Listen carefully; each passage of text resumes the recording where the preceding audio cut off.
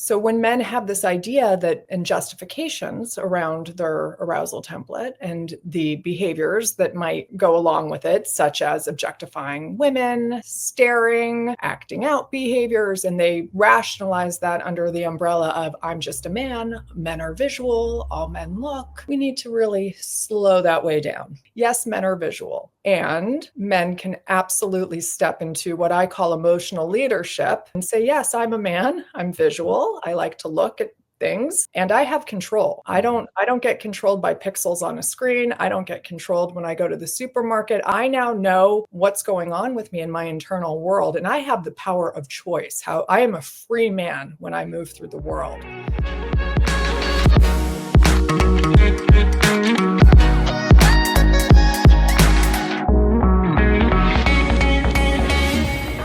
Oh, wow. This is going to be a fun conversation today. When I met Jennifer, we were like instantaneous friends. We share so many of the same viewpoints of this, the same frustrations, in our efforts to advocate for our clients and the couples that we serve, with really trying to make this process more streamlined, make it easier to understand. I think the field, it's so young, it's so new. This just came about in the 80s when we really started calling this sex and porn addiction. But I think there is still some murkiness to it. There's some things that are still a little hard to apply to your particular situation. And Jennifer and I today are going to try to help you make that process a little bit easier. And the topic today is one that we have not had on the show before. And this is the idea of arousal, attraction, as we come and talk about it in the sex addiction field, the arousal template, which for those of you who are unfamiliar with what that is, I'll have Jennifer explain her definition of it. But, my definition is more or less every guy is attracted to different stuff, and there's a reason for some of it, and none of it's weird. It just is what it is. And we're going to teach you about how you can leverage some of that information in your sobriety and in your recovery. Jennifer, I'll have you take the lead here first. When you hear arousal template, where do you place that in recovery, and why is it so important for men to understand what it is? Because I do think it's one of the ones that is touched on initially and then skipped over. How do you kind of deal with it in your practice?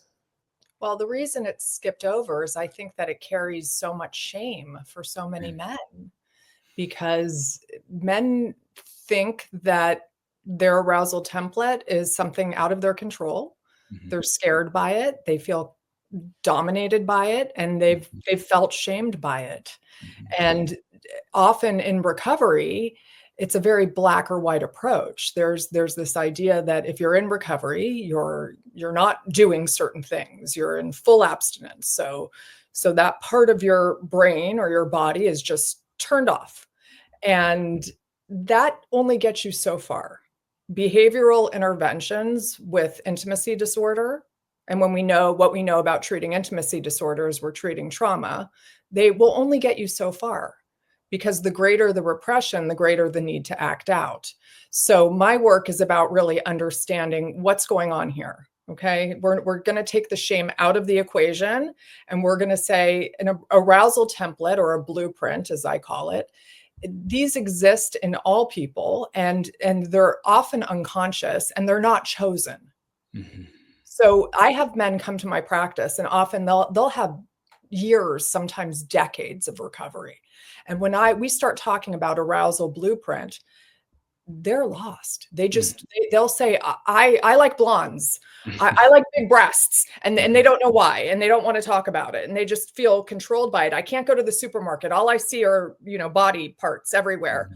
And we have to slow this way down and say, okay, what's happening here? What's happening?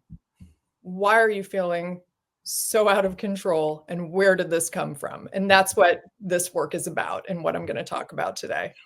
I like that. It's because it's glossed over, and I think you're absolutely correct. I think the impression, as I'm kind of like rewinding back to when I first started recovery, I think you're correct. I think my impression was,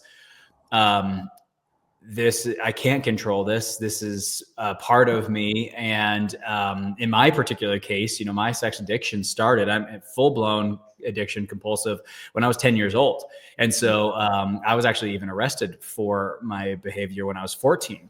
And so for me, tremendous amount of shame. I mean, my a very religious household, society didn't even want me around, right? This poor 14-year-old kid getting handcuffed and fingerprinted and polygraphed. They polygraphed me when I was 14. My God, it was such what still to this day, the most traumatic experience that I've ever experienced. So for me, my arousal template was now, I'm not telling nobody. No one's going to find out, because when you guys did find out about a little bit, look what happened. Right. I was shamed. I was put in the back of a cop car. I was put in holding for hours. It's like, and then I went to school the next day at 7 a.m. Right. And so it's like, all right, well, I'm never doing that one again. Right. And so I do think you're correct. I think a lot of it is, this is out of my control. I just don't want to talk about it because there's nothing that can be done about it. So I think that's a good place to have to start this conversation. What you said is so important. I need to say this so I don't lose it, because the state of shame is very physiologically similar to arousal. So that heightened state, right, where it fuses together in that moment of secrecy, shame, getting caught, getting in trouble, and arousal. Now it's fused. And it's, and you hear that, right? You'll hear guys, and everybody listening has probably heard this before. There are therapists and guys who will come in and they're almost addicted to the shame. It's in recovery, they're so used to hiding this, and they have been for 10 years, 20 years, 30 years, 40 years, that when they don't have it to hide, it's almost like they're missing something that they need, right? That's a different topic for a different day, but you're absolutely correct. It can become sexualized, right? It's just like rage can be sexualized, right? Yeah, so I think that's shame. Absolutely. Which I think this is all straight on the same topic, right? As we're talking about arousal template, this is exactly on our topic, having shame and secrecy be folded into that. For me, I had a lot of mine was around rebellion and defiance. And so when my behavior started becoming policed, when I was in recovery, blockers, covenant eyes, my wife, checking all these different things, I actually had cravings to do it far more. Pornography was never really a massive part of my personal addiction, but all of a sudden when I can't do it, my arousal template liked doing something that I can't do. Growing up as a Mormon kid in the LDS church, I hated my church. I hated the people at the church. I hated the way they talked to me, the way they treated me. And so I developed a interesting arousal template around doing sexual things to piss them off, because I could hide it. And so I knew I was doing it. They didn't know. And it gave me a little rush of kind of getting back at them. So my point of sharing some of these examples is this is how an arousal template is formed. And this is how an arousal template, essentially my point of sharing my personal experiences is it's not as weird as everyone wants to make it sound, but let's dive into that. So how they act like they don't have control over it. They act like it's part of them. I want you to kind of speak to that first so that guys can kind of untether. Yeah. So attraction follows a pattern. It's shaped by early experiences, trauma. We have to say trauma, early experiences, adverse experiences, media. Men are victims to media. I truly believe that. The images are thrown at them. Men do not choose to have sexualized images thrown at them. The multi-billion-dollar porn industry, which preys on men, and it's there to just hook men, addict men, and keep them locked in the cycle of consumption and addiction. And more, and ultimately just get them to pay money to fuel the multi-billion-dollar industry and unmet needs.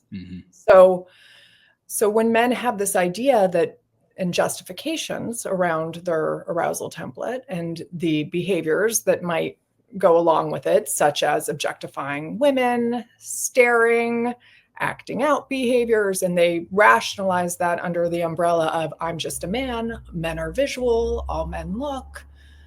we need to really slow that way down, okay? Because we need to really wonder about this right now. Yes, men are visual, and men can absolutely step into what I call emotional leadership, and that's where the transformation happens, and say, yes, I'm a man, I'm visual, I like to look at things, and I have control. I don't get controlled by pixels on a screen. I don't get controlled when I go to the supermarket. I now know what's going on with me in my internal world, and I have the power of choice. How I am a free man when I move through the world, but I have choice. What I do with my eyes, what I do with my body, what I do with my brain. So that's the journey of real recovery. Well, it's the example I always bring up when guys push back on it, because they genuinely believe that this is normal and baked into their DNA and that this wasn't a choice. Here's my rebuttal to that is there are tribes to this day. My wife and I have visited them. There are tribes in parts of this world to this day that do not wear clothes. And the men are not running around sexually aroused. The men are not staring uncontrollably. The men are not obsessed with these various women in their tribe, because no one's ever wear clothes in that tribe. It's not to see a boob is not rare. Boobs are around all the time. So my point is, if you're taught that they're rare, if you're taught that there's some sort of value, if you're taught that your life's going to be better when you have access to these these body parts, that is learned. And a lot of people like to disagree with me. They think that it's biological, and there is a biological aspect to attraction and sex appeal, no doubt about that. I'm not saying there's not. But how come there's all of these tribes where no one wears any clothes and none of the men are running around aroused all day uncontrollably, right? And that's my point of bringing that example up, is there is a cultural influence here. And to your point, you do have control. Absolutely. Yeah. So let's dive a little bit deeper then. Where do we find, so here we are, we're in relational recovery. You're a married guy. You've been caught by your wife. Your wife is now, obviously, she's extremely traumatized. She's hurt. She's hyper aware now and confused and scared about what you're into, what you're looking at. So here's this couple, and arousal template is she's very curious about what it is. He's very scared to really talk about it. Where does one begin here? Because it's a source of conflict for couples in that first 6 months. Source. So a lot of the couples that I see, it brings great pain to women because they see their husbands looking at other women when they're out together. They see it, and it really, really upsets them. It hurts them. It's a betrayal on top of a betrayal. And these are couples that are trying to do repair work, and their husbands cannot stop objectifying and staring. They cannot stop the behavior without intervention. And they bring it to therapy. Often their wives will confront them in the moment, and they get full defensiveness and rationalization, and I didn't do it. And then we come in, and I, with me, I'm able to have them step forward into honesty about it. And then we have to start wondering. First of all, we have to take the shame out. Men don't choose their arousal template. They don't choose it. It often is imprinted before they had the power of choice. Where does it come from? You knew where it came from in your case. It came from a social conditioning. It came from childhood adversity. It came from family dysfunction, right? We can't leave sexual abuse out of this conversation. It's often a place it comes from. Some men just inherit their father's arousal blueprint. Their father is sexualizing women, talking about his type. Their father has a stack of Playboys that their son grabs, and suddenly their dad's arousal blueprint is their arousal blueprint. Most clients don't want to think about that. Very common, very, very common for an adult child to inherit their father's arousal blueprint because there were really poor boundaries in the house around sexuality. So we first need to understand, where yours came from. You've done that work. Well, I've done enough of the work, and paid a bunch of money to figure it out, but I got there. So I can share a case study. I had a client come to me, and he was, again, very upset by the behavior that was upsetting his wife, that he couldn't stop staring. And his theory was, I just love to look at beautiful things. And that's where it ended. He couldn't get past that. I just am one of those men. I see something beautiful and I have to stare. I said, okay, let's slow this down. What's your earliest memory? We went back into the arousal template. What was your first earliest sexual memory? And he recalled a story when he was a very young boy, 6 or 7 years old, and he saw Wonder Woman. And he said that just desire and arousal and lust and love and everything took over. He's looking at Wonder Woman. And all he could talk about in that moment in session with me were the physical attributes, her light eyes, her dark hair, her body, her curves. And he's going on. And it's the beauty. And so his whole life, he says, he's looking for these images of Wonder Women, these physical images at Trader Joe's, when he takes a walk at the gym, he's looking for Wonder Woman. This man's on a mission. He can't stop. And it's his divine right. He gets to do this, right? Because he's a man and he gets to look at beautiful images that look like Wonder Woman. And I sat with him and I said, let's wonder about Wonder Woman and what this is for you. And he just insisted, just beautiful. She's so beautiful. Of course I want to look at her. Who wouldn't want to stare at Wonder Woman? Look at her body, look at her face. And I said, let's really talk about what your life looked like then. And this was a new client. We were really in our first session. This was happening. And what was happening was his father, a drug addict, was abusive. His mother had disappeared completely and had abandoned him and wasn't protecting him from the abusive drug addict father. And the little boy was watching Wonder Woman and falling in love with her. How could he not fall in love with Wonder Woman? She was Wonder Woman. She was everything he needed to rescue him from that. And so he had then spent the next 40 years searching for Wonder Woman in all sorts of ways that caused tremendous self-destruction and destruction to other people and harm to himself. And, it feels very obvious, but it was very powerful for him. And still, then what do we do with that? So we know this now. Okay, great. Now we know. We put it together. Now we've named the wound. Where's the healing? Let's move into what the healing looks like. Now you're out in the world, you're at the supermarket and you see an image. You see a woman and she looks like Wonder Woman. And you just feel like you need to stare and you feel shame, right? You're a man and you just want to stare and you're torn because you shouldn't. You're in recovery. I know I'm not supposed to stare. I know it's bad. I know it means it's like not really a relapse, but it's kind of not good. And I know my wife doesn't like it, but she's not here. So maybe I'll just look in line at her butt when no one's looking. I'm going to get away with it. What are you looking at? Well, I'm just looking, I'm looking at this. I'm looking at that. I really sit with them. What are you looking at? What are you seeing? What do you need? What is it in that image that is fueling you? What is it giving you? And often what I get, and they push, men don't want to go there. When I say, what's really in that image? When you see a woman and you feel drawn to stare, often they don't want the woman to look back. They don't want an interaction. They're wanting to be fed. They are feeding off the image. There is something inside of some men that feels very empty and very broken to them. And that image will act like almost a drug and it will provide them with relief. That's how they're using images of women. And so it's very powerful. I mean, we're dealing with a powerful, powerful balm for their soul in that moment. And so we need to then wonder about that.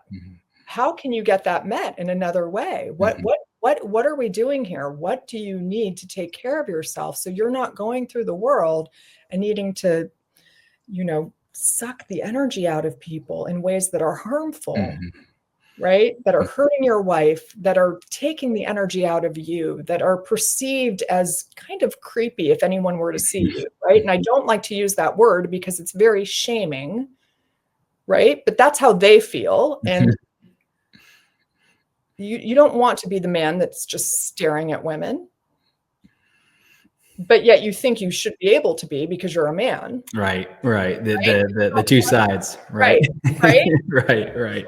So what are you getting from the image? What is it giving to you? Well, I think too, that what I notice with successful men is a lot of it's insatiable. So Mhm. there isn't enough. It's I'll speak again for me. Um, the more of them I can get to want me and find me attractive, the better I am. Yeah. And there is no limit. I need to get that number as high as I can. I need to get as many women to wish that they could be my wife as possible. So there isn't enough. But back to your point, what's the void? The void is, in my particular example, wondering if people like me. Am I enough? Do I matter? Am I accomplished? Does anyone consider my life important?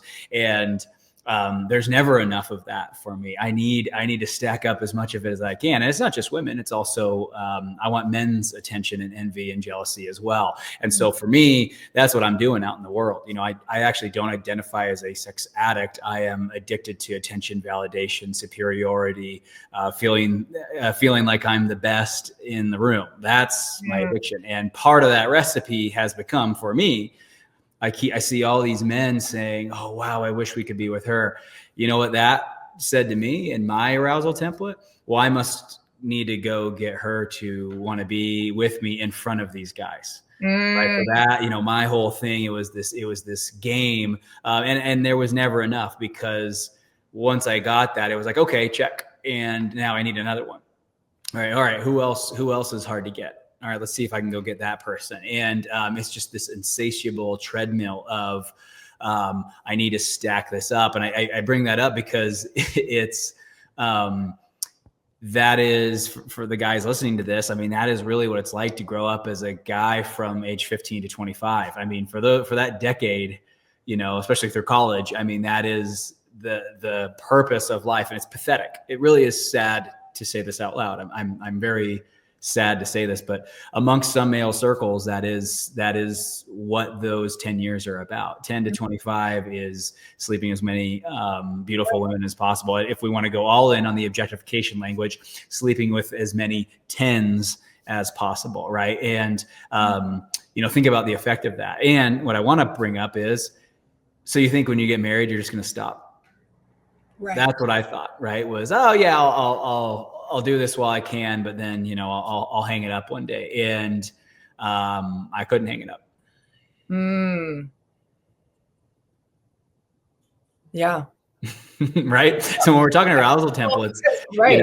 I wanted to bring that example up because, there's a lot of facets to this when we're talking about actually getting over this. It's, I wanted to bring that up. There's a lot at play here. There's a lot in the void, and there's a lot in the game that you've decided to play to get it. And so it's I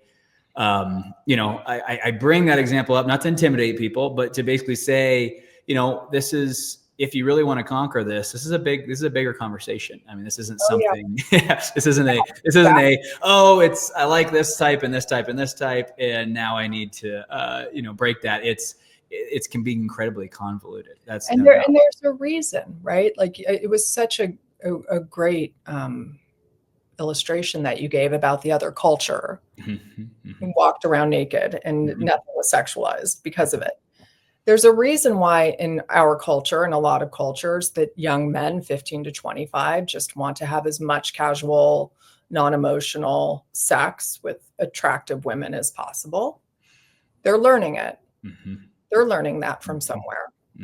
That's not innate. Yeah, Superbad. You guys seen that movie? Superbad is a movie about two high school seniors who desperately want to get laid, and it made millions upon millions of dollars, and no one really thought anything. I just watched it on. It was like on. Oh no, I didn't watch it. It was on. The person sitting next to me on the airplane was watching it, and I could not believe how much sexual pornography references over and over again. but this is the stuff that's being normalized. Well, because Right. parents, yeah, and I think that, parents don't think it's a big deal. Like, it's not, we think about all the nonsense that's taught in high school that none of it gets applied or used, but what's not taught in school, the most important things, how to have a healthy relationship and how to balance your checkbook. Those should be like the two classes that you have to take in high school. And no one takes either of those. And there's no financial readiness and no emotional sexual readiness whatsoever. There's a lot of fear about sex, how to not catch disease and how to not get pregnant. That's part of sexuality. Of course, that's a big part. Yes, we need to be safe. But what about emotional safety? Mm-hmm.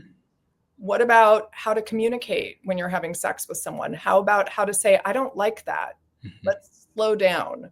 That doesn't feel good. Mm-hmm. We need to have an emotional connection before you put yourself inside of me. We need to talk. We need to go slow. No one teaches anyone this. No one does. And so we wonder why people have intimacy disorders, have sex addiction, well, even worse, who's teaching it is the adult film industry. I mean, that's because no one's teaching it. Yeah, men are watching these, and it's telling them two things. Yes, there's whatever it is that they're watching, but there's also a counter at the bottom that says how many times it's been viewed, right? That how many men have watched that video. That's data that's telling you that what you're doing is not abnormal. I was talking to my wife the other day. I was like, there's this game that we played as kids called Grand Theft Auto, and you can hire prostitutes. And I was telling my wife, I was like, oh my gosh, I just thought of something. She was like, what? I was like, when I was 11 years old, I was playing Grand Theft Auto on the PlayStation, and we would pick up hookers. And I'm just thinking of what impact that had on me at 11 years old, that full-grown men who have cars and have money pick up hookers. That was what that taught me, that this is not an abnormal occurrence, right? Right. It's shocking that the stuff that so the 3-second rule. I just want to say, I want to get to that. But when we talk about the arousal blueprint, it is important to say that, yes, it's sexual trauma. You can inherit it from your father. It's culture. It's all of this. But yes, porn. Many men get their arousal blueprint from porn, or they're watching porn at this very young age that I consider actually sexual abuse. Early exposure to porn when a young boy is watching that is abusive to his emerging sexuality, to be watching those images. And that is forming an arousal blueprint. And when we think about what even mainstream porn is, very male focused, no intimacy, no emotional intimacy, very focused on a woman just being an object and being used for male pleasure, right? And discarded. And wow, that's what they're watching. And they can see anything they want. And those images get seared into their brain. I mean, they are designed to. Porn is a container for men to hold their shame. Many men who feel like they can't even explore their sexuality in a healthy way because of religious oppression, like you experienced, because they might have an alternative sexual identity that they need to explore. Porn becomes a container for that. And I understand that, it becomes the only container they have in that instance, where they feel enormous shame about some part of their sexuality. And what I want to say to that is, still, your sexuality, no matter what is going on, no matter what you're attracted to, healthy sex is sex between consenting adults. Yeah. That is my definition. And because of morality or religious upbringing, all sorts of things, many men will use porn to explore parts of themselves that they could never talk about with their wife or anyone else, or even in their therapist. They won't even talk to her in an essay meeting. And so they'll go to porn for that. And, there's something to me that's quite beautiful about that, because they're trying to heal themselves. There's this part of them that wants to understand, maybe, why am I curious about sex with a man, right? I'm a man. And they feel so much shame. Instead of saying this is something normal and healthy, and sexuality is on a spectrum, and we all know the Kinsey scale and this and that, they might not know that. They need a therapist like me to tell them that and say, you actually are allowed to feel this way. and you don't have to hide in the corner and feel shame and look at porn. That's not your only option for exploring this, right? Mm-hmm. There are other ways to talk about this. And so that often has to become a big part of the work too. Mm-hmm. We have to get out of the shadows of that and bring it into the light and talk about what is a healthy exploration expression. That is, my wife and I are still working on it, because I still even don't know if I know what sex is, like healthy sex. I'm what I've learned about it. I remember in recovery when I was learning about it, I was like, man, I don't know if I've had sex. If that's what sex is, I don't know if I've ever had that. Right. I don't know if I've had intercourse, but I haven't had sex in the way that it's described. And it's just, for me, it was just a lot of religious wounds of being told I was going to go to hell for all these certain things. And, it just made me very scared of it, to the point where I think as a little boy, it was just like, well, I'm just not going to mess with that. I'm not going to, I'll do it bare minimum. I'll do it over here as a secret, just to get my, needs met. But outside of that, I'm not going to be into it. And I've historically had a very low libido, and it's been a problem in every relationship. And I don't know if I actually have a low libido, or if I'm just scared of sex because of just a complete misunderstanding around what that emotional exchange actually even is. It's sad to say that, because I know my wife wants to have sex with me. And again, I just don't know, because it wasn't taught to me. I'm not sure if I even understand what that is. I can have intercourse. I've had lots of that, but like real sex, again, I'm in my infancy of figuring out, personally what that even is. My wife are exploring that together. And I think that's one of the exciting things about relational recovery is a lot of guys are not, they haven't really had sex in the way that their wife would love to have connected sex. And I think that's one of the cool gifts that recovery can give couples is, you might be able to have sexual intimacy, physical intimacy that you've never had before, because of what you're going to explore through this, later half of this process. Again, this does not happen in the beginning of betrayal recovery. This is something that you guys do in phase 3, when you have decided, hey, what more can we experience, and right? So what I ask my couples that come to me often with these sorts of concerns is I say, what is sex? Mm-hmm. Because I can ask 1,000 couples this question, 1,000 individuals, what is sex? And I'll get 1,000 different answers. But I'll tell you that the vast majority of heterosexual men that I ask them, what is sex? They'll look at me like I'm crazy, because why don't I know what sex is? And I'm a certified sex addiction therapist. First of all, they look at me like I'm absolutely stupid or stark raving mad. And I tolerate that. And then I persist. I say, please answer me. What is sex? And they will tell me that it involves an erect penis in a vagina that results in an orgasm. Yeah. And then they wonder why their wives are so unhappy.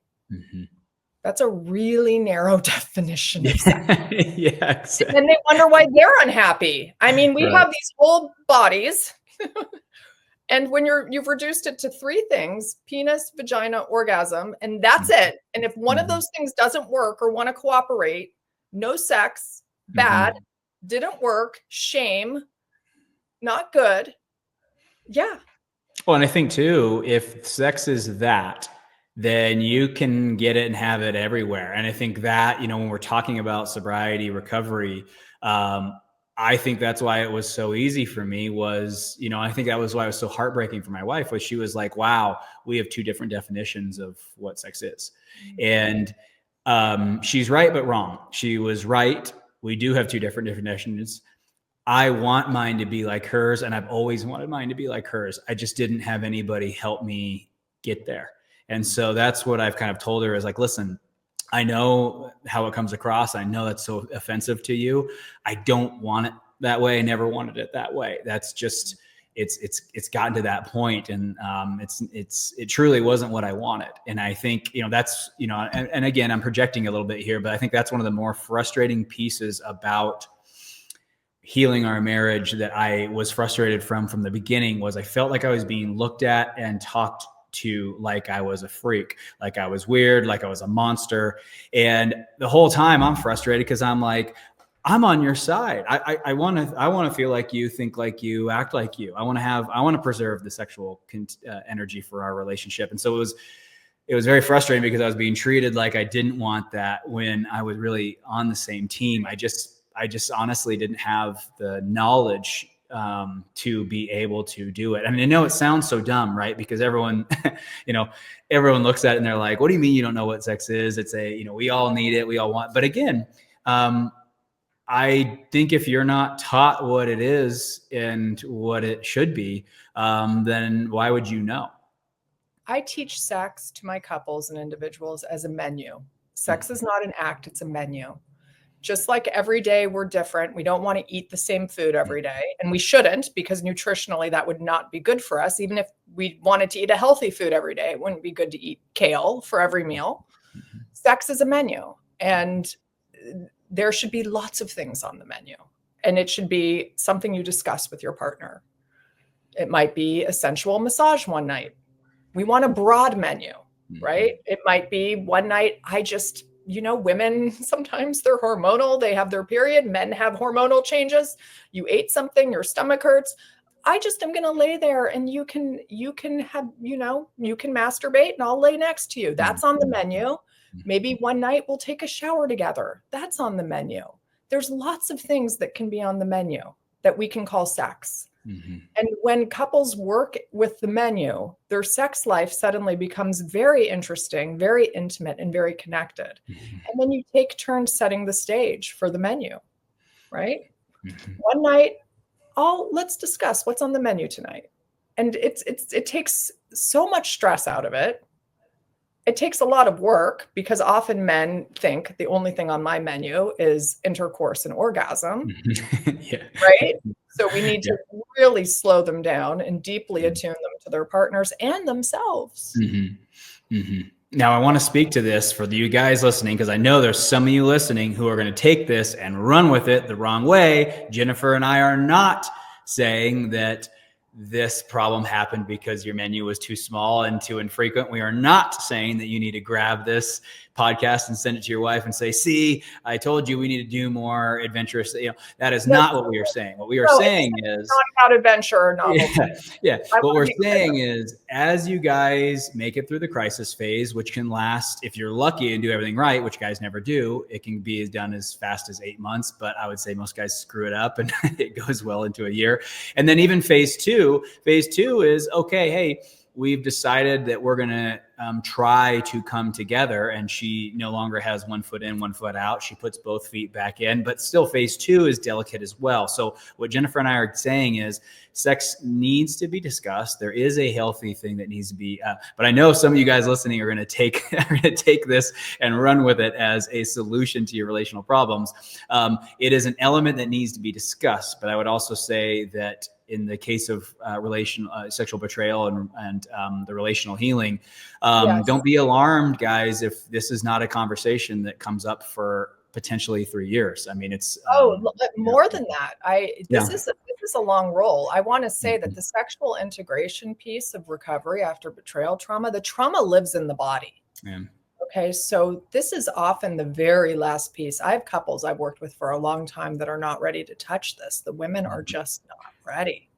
And I take them, when I come back here, we can talk about sensate exercises, both that men can do on their own with healthy sex with self, because most men don't have any tools to have healthy sex with self. They just come to programs, SAA or recovery or any program, and they're just like, I have to stop masturbating. That's it, done. And when I start talking to them about how to integrate healthy masturbation back into their life, they're terrified and stunned, and no one's ever told them how to do that. So I've actually developed a framework for men to have healthy sex with self, which is the foundation for them to begin to have healthy partnered sex. And dealing with betrayal trauma, this lives in the body. So the menu is even more important, to have deep attunement to your partner. What is she feeling? What does she need? Does she need a foot rub? Is that going to be on the menu tonight? And can you deeply attune yourself to that? That can be a beautiful experience when you're really connected to your partner. And I think I'm happy you brought that up, because I do think we need to touch on it. I don't think I've ever touched on it on any episode, but this is a topic that comes up in all of my guys' groups: masturbation. I agree with what Jennifer just said. Inherently, there is nothing wrong or illegal with masturbation. Now, maybe your church, the church that my parents tried to bring me up in, I remember masturbating when I was like 4 or 5 years old, and I told my mom, and my mom told me that I was going to go to hell for it, that I wouldn't be able to go to the temple. And that was my first message when exploring that with myself. And so, there may be some religious thing that's says you can't masturbate. And again, I'm not going to tell you what to believe, what not to believe. That's your religious choice. But inherently, there's nothing wrong with masturbation. You're not, I think there's plenty of consent there. No one's being hurt by this. Where I have chosen to kind of talk to guys about it is, if you cannot do it without watching porn, and what I mean by that is even porn stored in your brain, fantasy, if you cannot do it without actually watching porn or watching fake porn with your eyes closed, I don't know, that's probably acting out then. But to Jennifer's point, there are lots of therapists out there who actually can teach you how you can have a masturbation practice that does not involve objectifying or imagining women that are not your partner, right? It is possible. We don't need to go down that rabbit hole, but since you broached the topic, there's gonna be a lot of guys who go to SA who are freaking out right now and say, no, I can't. I always say, yeah, you can't, if you can't keep from objectifying women. And even that's not true. I know 12-step programs as well. I'm as well as anyone. I know them intimately, and there's nothing in a circle plan, right? In early recovery, we're looking at abstinence. There's no masturbation. We're looking, you have to work with your individual therapist and your sponsor. No sex, no masturbation for a period of time, because your body and brain needs to heal. Mm-hmm. So we're looking at, I go slow with men because it's very difficult for them, but we're 90 days, 6 months. Really, I like 6 months. Mm-hmm. We want to really give the body and brain time to heal. And then when we start talking about reintegrating masturbation, we need to take it down to an embodied sex with self. And I have actually created a whole framework for men to do this. No one, they're shocked when they see it. How do they do this? These are men who say, I have never masturbated without looking at the porn on the screen or the porn in my head, like you so beautifully said, Roland. And they can do it. You can rewire yourself. You can transform. And the reason that you can't masturbate and still look at the porn in your head is because it will deeply impact your relationships. You're going to then go into the world and you're going to still be objectifying, and you're still going to be staring, and you're still going to not be present when you have sex with your wife. It has a lasting impact to have fully embodied partner sex. Having that experience with oneself is critical. Mm-hmm. It's healthy sex. You and I both talked about bringing this into this conversation because it's this taboo topic that no one wants to discuss, because it technically has to do with the genre of what has gotten you here and gotten your marriage here. But at the same time, I think it's a huge disservice to ignore it. So let's talk about, I loved the two pieces that you and I talked about bringing to this recording, because I think so many men would benefit from it. The 3-second rule. For those guys who don't know what the 3-second rule is, it's kind of a 12-step-y thing that runs in 12-step groups, basically saying, hey, we're not gonna get you in trouble for looking. But we don't want to look very long, and we only want to look once, right? So, they call it the 3-second rule because it's like, okay, hey, you looked over there, you got, there's a couple seconds. All right, now anything more than that is acting out. It's just kind of like a measure of kind of keeping us honest about objectifying people in public. What is your technique around that, and how is it different from the 12-step ideology? Yeah, so a lot of men think that the 3-second rule is that they have 3 seconds to look and then kind of shame themselves and beat themselves up and say, "Oh, I looked 3 seconds, I didn't look good. Okay, I used the 3-second rule." So I like to use it actually for transformation, to actually rewire yourself, because that's the work I do. I'm not about behavioral change. I'm about transformation. So second one, okay, we're going to use second one, second two, second three. You're at the supermarket and you see the stimulus, you see the visual image that grabs you, and that's second one. It happens. Second two is you take a breath and you look away, and you say to yourself, "This is someone's child. This is someone's partner, and this is not the man I want to be." You find a statement that you say to yourself. It doesn't need to be what I just said, but something that resonates deeply, and often something that humanizes the person that you're staring at. Okay? We want to move. The person is not an object for you to feed off of and consume. This is someone that is a human being, and you want to find value in them as a human being. So you have 1 second to see them, 1 second to get in touch with the fact that you are a human being. I am a man, and this is not how I want to be. And this is a person that I don't want to do this to. This is someone's daughter. Second three is the prayer or the mantra. And it could be the serenity prayer. Some people really like that. For people who don't want to use God-themed language, it could be any mantra you choose. It could be, I release myself. I am free. I am a man of light and power. Anything that you want to say. I'm stepping into my wise man now. I am stepping into the world with empowerment, whatever you want to say. Or you can just say the serenity prayer, which I find pretty neutral. You can take out the God language if you want and say higher power. And then you move on. And you know what? And there might be days in your recovery where you have to use the 3-second technique 1,000 times. And that's okay. Every time you use it, you're rewiring your brain. And I can't remember who told me that approach. I think somebody I met early on in recovery, similar things. They were a little bit different than that, but similar of like, hey, let's take this moment and use it, rather than, like you said, just looking and then, because it is, the second thought is always shame. I mean, it's like, gosh dang it, why can't I, and then why do I want to look again, right? And it's all this negative.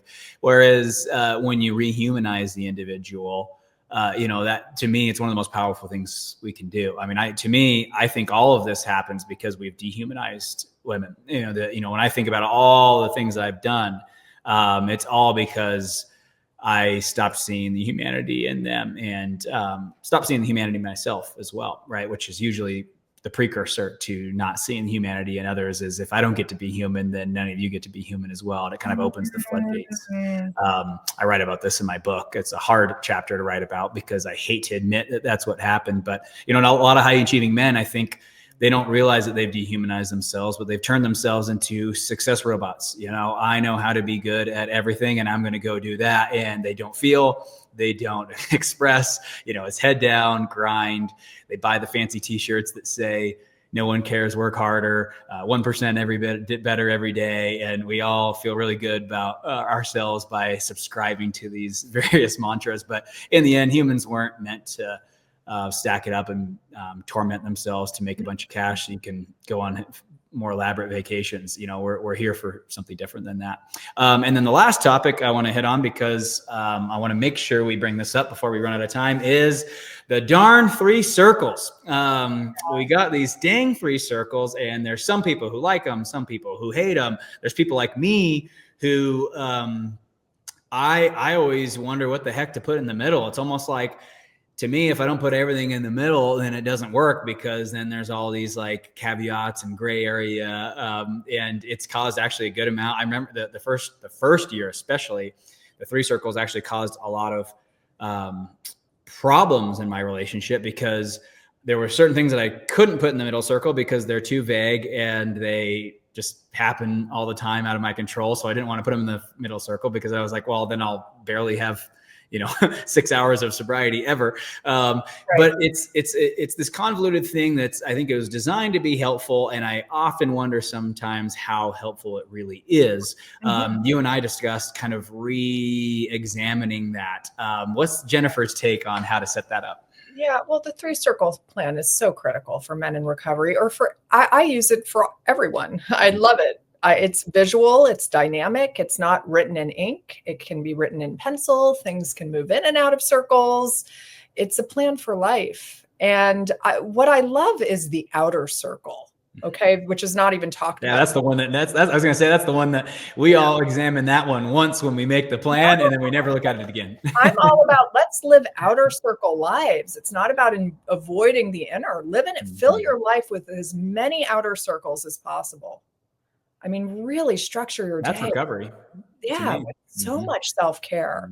Yeah. The pillars of self-care with beautiful meals and exercise and nature and creativity and connection that makes you feel good, and drinking lots of water and spending time with people that uplift you and doing work that inspires you. And if you're in a job that's bringing you down, make a plan to find a different I have music in mine. I mean, mine is I get up, and anytime I feel like a little weird egoic addicty thing going on, I run up and throw some music on, and it is incredible at how much it helps. And so I just wanted to slip that in there as, guys, there's really no limit to what can be in your outer circle as long as it makes you more you.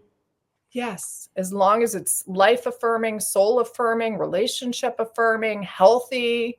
The middle circle, I don't look at the middle circle as a slippery slope down to the inner. I look at it as it's sort of like Chutes and Ladders, that game. I think it can bring you up or bring you down, right? So if we were looking at an alcoholic, going to a bar is not a relapse at all.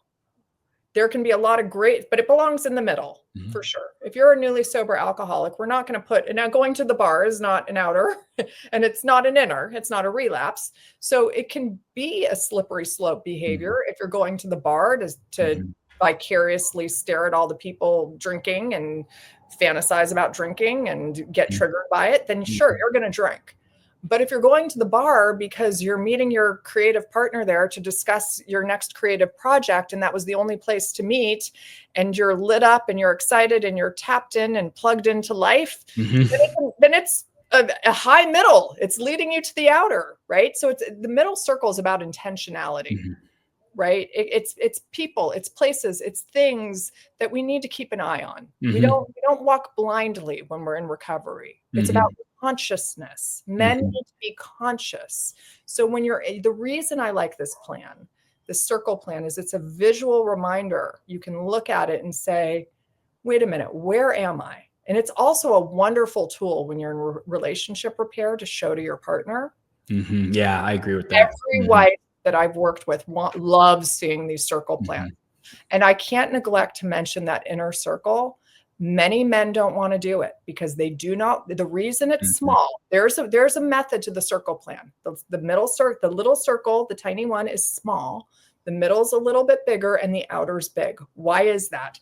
The little one is small because you need to be able to define your acting out behaviors in very concise, brief, staccato, I call them Hemingway sentences. We want short sentences. I don't want a lot of explanation. Oh, I can only look at porn on every other Wednesday if it's this and that and that. No porn. No sex with anyone but my wife. What else is there? No images. Done. No social media. Done. We don't need a lot of justifications. We don't need rationalizations. I want should be 2 or 3 concise, simple sentences in your inner. Middle, we have more. There's a little more room. Now get that outer circle gorgeous and beautiful and live it. And I love, Jennifer, when you and I met, I was talking to my wife shortly after, and I said, you know what? I said, it's really interesting. I said, she's very like tried and true with the stuff that we all know about. But I said, it's really interesting. She has come in and really, to me, where a lot of the traditional practices fall short is they get addressed once in the first 3 weeks when really the guy has no freaking idea that he's even an addict. He has no idea that he's compulsive. He frankly just doesn't even want to keep coming to therapy. He's telling himself, yeah, I'll go to like 8 or 9 12-step meetings, bang out the steps, and then I'll be done. Right. And that's when we have the guy create all this very critical recovery stuff. And what I love about what you're encouraging is it's ownership over it. It's ownership over your arousal template. And if we need to talk about it for 3 or 4 months, then we'll talk about it for 3 or 4 months. It's ownership over your 3 circles. If we need to talk about it for 3 or 4 months, we'll talk about it for 3 or 4 months. But I think that's the thing I love about you is it's like, let's really give all of these things the attention they deserve, because I do think they get checked off. And I don't think therapists mean to. Therapists are trying to be helpful. And they're kind of trying to march through the long process, because this is not a short process. But I think I love your emphasis on like, this is all about living a good life. So how do we use all of these really, really well thought out tools to actually modify our living? So I love that so much about you. I have a feeling we're going to be doing more of these podcasts going forward, you and I. Jennifer, how can people, I know you're in the midst of like launching so much cool stuff. You're speaking at ITAP in a couple months. I'm excited to go see you there. But you've got all this like neat things on the rise for now. I know some of it's still in its development. If couples want to do some work with you, what are these offerings? How do they get more information? Okay. Well, they can find me. I'm on the internet. You can find me there. If my name is Jennifer Ginsberg. Will you have some sort of option for that? Yeah, we can throw this link in the okay, and then you can link to my website. Yep. Mm-hmm. And there's a million ways to contact me on my website. Mm-hmm. There's a phone number, there's an email contact, and I am the founder and the owner of my practice, which is called the Intimacy Clinic. Mm-hmm. And I see individuals and couples, and I do customized intensives. And I've also created 2 workbooks, one for men in recovery. It's called The King's Path, A Man's Guide to Emotional Leadership and Intimacy. And I've created a workbook for women. It's called Embracing Aloneness, A Woman's Path to Relational Healing and Reclaiming Power. And I'm teaching Embracing Aloneness at the ITAP Symposium. Mm-hmm, mm-hmm. I'm excited. Yes. So yes, that is how you find me. Yes. Yeah. I love it so much. Jennifer, this was wonderful. I so much appreciate you sharing your knowledge with us. And I cannot wait to do this again, because you and I have a bunch of other stuff that we wrote down that we didn't even get to talk about that we'll talk about next time. So thank you so much for your time. Thank you, Roland. It was a pleasure to be here. Thank you for having me.